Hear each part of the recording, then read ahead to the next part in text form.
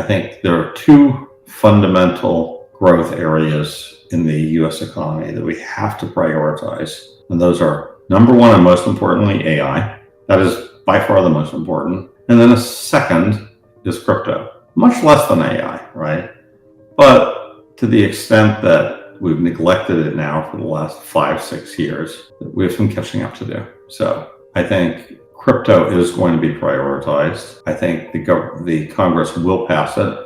I don't think it'll be a very partisan thing, but I think it's going to get through. The other thing is we've established a Bitcoin reserve, but we haven't talked about how we can go and fund it. There's some new guidance that we have to do that in a revenue neutral way. And then finally, there's this sovereign wealth fund that's sort of being set up independently of the Bitcoin reserve, which could buy Bitcoin, which could also buy other cryptocurrencies, could buy all kinds of stuff. So again, that's another thing that's very bullish for Bitcoin. Fred Krueger explores how the Bitcoin market is changing and how political decisions may have an impact on it. He highlights how Donald Trump's policies may affect taxes and regulations, implying that a Trump administration could make Bitcoin more viable. Eliminating capital gains taxes on long-term Bitcoin holdings might lead to a spike in investment. Krueger also draws attention to a significant SEC announcement on February 27th that made it clear meme coins are not securities. This declaration signals a dramatic change in the regulatory environment by legitimizing the larger cryptocurrency market and opening the door for increased institutional participation. Take a moment to like this video, subscribe to the channel, and turn on notifications for more content on Bitcoin and the digital asset space. Also, drop your thoughts in the comments below. It helps with the YouTube algorithm and supports the channel. Thanks, and enjoy the video. I have not met that person. I don't find traders who make money. I find people who do nothing make money. So Bitcoin's optimized for those who do nothing. $9 trillion of rolling debts. Yeah, we need interest rates to go down. So imagine how much appetite there will be for Bitcoin in a 3% interest rate environment. How about a 2% interest rate environment?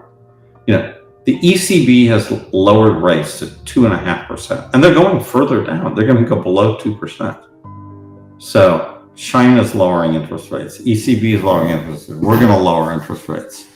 If Trump could push a button and lower interest rates, he'd lower up to 1% today. That's where it is. So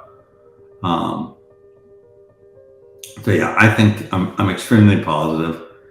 For every, this stuff never goes the way you think it will go.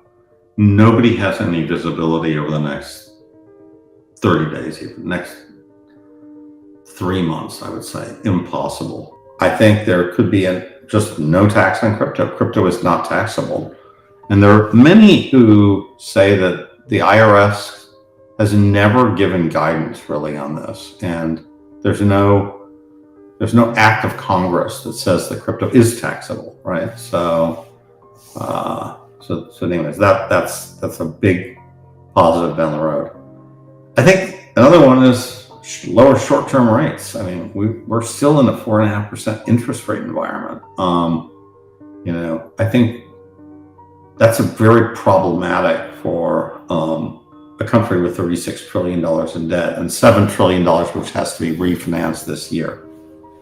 So Scott Bessent, the Treasury Secretary, has said that he wants the interest rate down.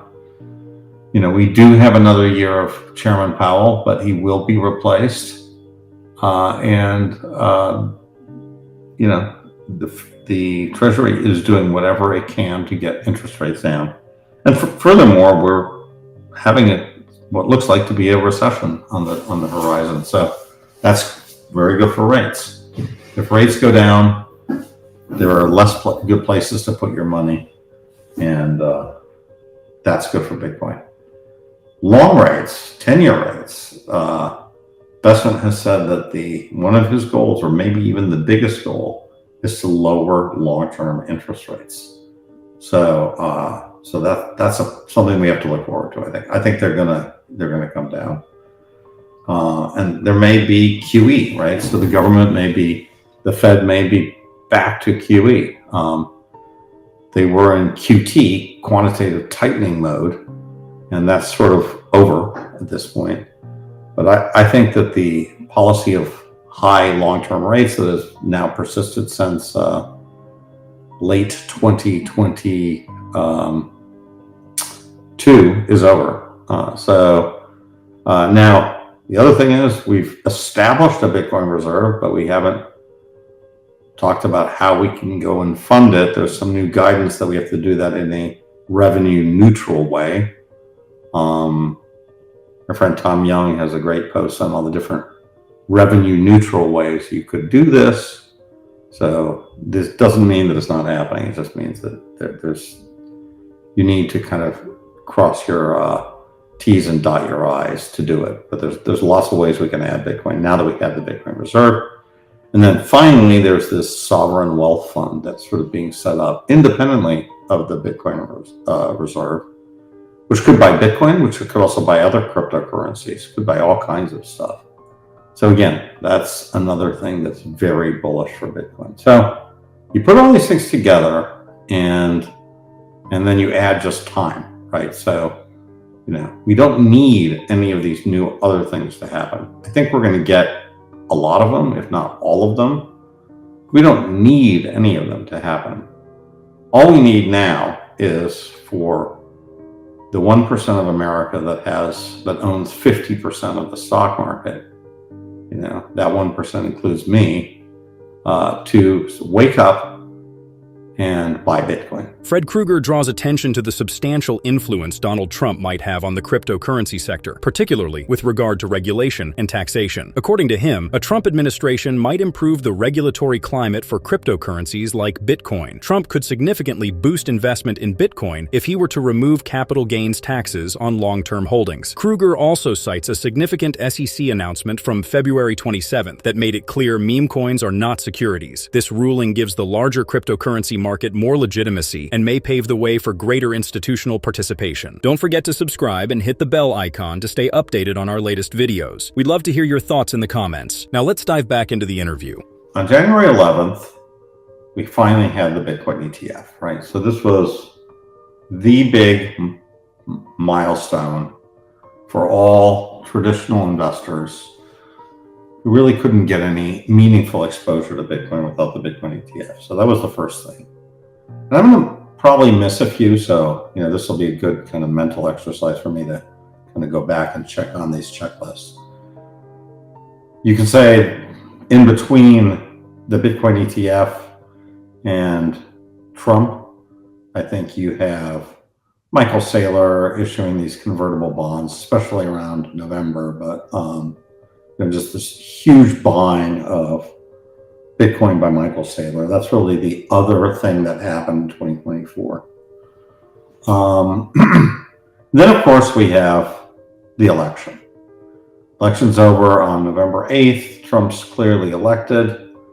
We now have, I think that goes down with the ETF. We have, for the first time, a pro-Bitcoin, pro-crypto president, right?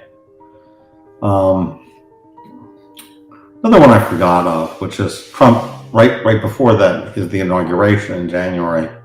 We have Trump launching his meme coin. So I would say that's also significant. It just shows that he really doesn't care, that the new world order has changed completely. Same time, Gary Gensler leaves on January 20th. We have Ross Ulbricht released on January 21st. That was something a lot of us Bitcoiners have been sort of pushing for a long time. And then on February 27th, we have this statement by the SEC saying that meme coins are not securities. On March 6th, yesterday, we have that the Bitcoin Strategic Reserve finally takes its initial hold. There's an immediate sell-off. They sell the news. Oh no.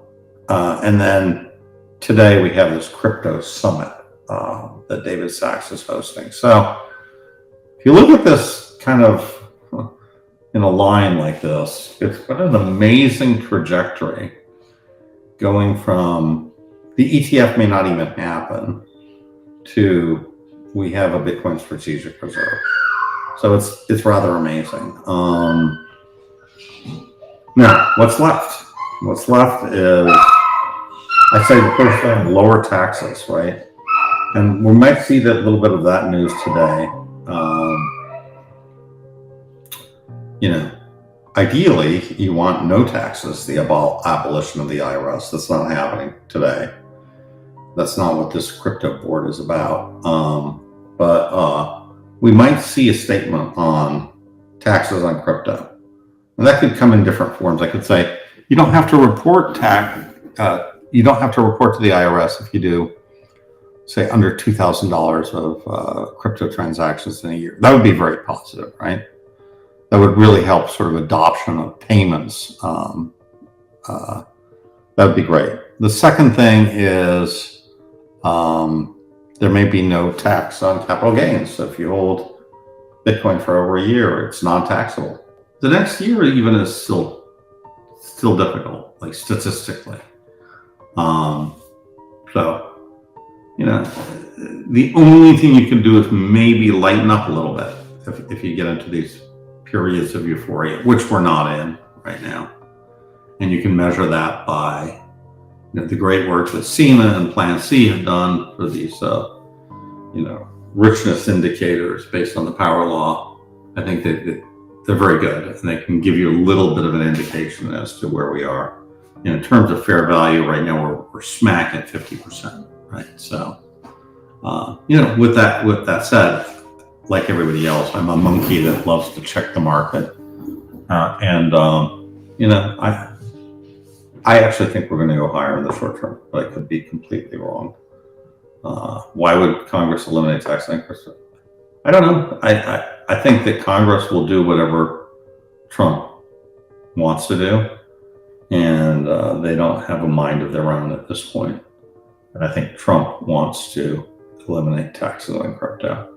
Fred Krueger discusses on how the Bitcoin industry is changing quickly in the wake of significant political and legal changes. He highlights that there are unmistakable markers to track fair value, despite the volatility of the current market. He cites the research of SEMA and Plan C, who determine if Bitcoin is overpriced or undervalued using richness indicators based on the power law model. Bitcoin is now at 50% of its fair value, which indicates that there may be possibility for development, according to Krueger. Krueger also thinks that the crypto business will experience a dramatic shift if Donald Trump wins re-election. He thinks Congress would probably follow Trump's plan, which might include lowering or doing away with Bitcoin taxes. The possibility of long-term Bitcoin ownership being immune from capital gains taxes, according to Krueger, would be a significant lure for investors. He adds that legislation may be introduced by Congress to streamline tax reporting for small-scale cryptocurrency transactions, such as exempting transactions under $2,000 from reporting obligations, which might encourage wider usage. In the future, Krueger thinks